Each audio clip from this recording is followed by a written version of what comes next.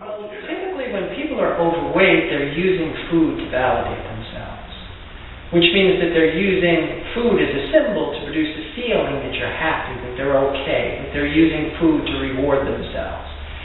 My answer to that situation is that you don't think right. I begin my nutrition program with thought, because a lot of the changes that take place come from belief, and thoughts that are emitted with belief have more of a power of intention.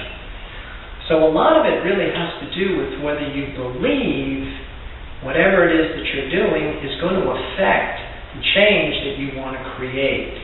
When you are practicing yoga or a spiritual discipline, you're basically trying to overcome unnecessary fears, unnecessary dependencies, and replace it with a connection to a resource of energy that is more reliable and more dependable than things in the outside world. You could substitute an unnecessary dependency with another unnecessary dependency.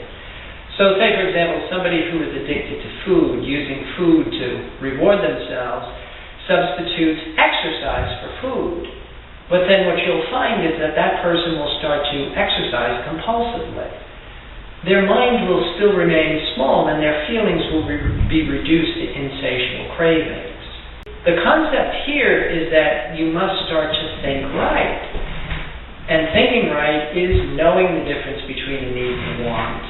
Well, the reason there are so many overweight people on the streets today is basically because we're not really educated in how to get out from underneath these insatiable cravings. And it's not just overweight people. I mean, it's most people today are compulsive and neurotic in their behavior. Most of our behavior really is fear-based. When the human being separates from the fear and reestablishes their sense of well-being based on a resource of energy that is way more reliable and way more dependable than the outside world, then what starts to happen to us is we get the benefit of what we call internal support. There's a calmness, there's a confidence that comes with a connection to a resource of energy that will never let you down. See, the average person doesn't think right, they don't breathe right, they're not hydrated, the foods they eat produce cravings and disturbances, and they really don't exercise right. And then we're mystified why we can't control our behavior or our appearance. The first step to becoming a healthy person and trying to create some window of interest as to why would you even want to become a healthy person. You know, like, what are the benefits of being healthy and happy? In my opinion, I think health and happiness is your biggest asset. You look at America today, and money basically has become our God.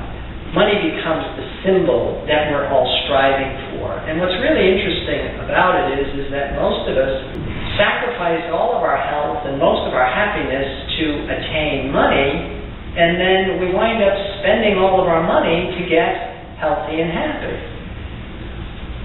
Whereas in this model, you kind of figure out what happiness is.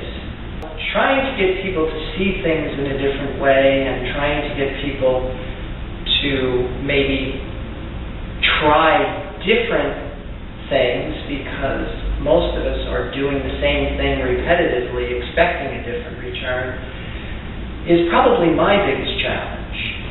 You know, I mean, the only thing that I can really do is live by example. You know, because one thing you can't do is impose this on people. And the other thing is that you can't tempt people into wanting to become whole or healthy and happy. So it really has to be their choice.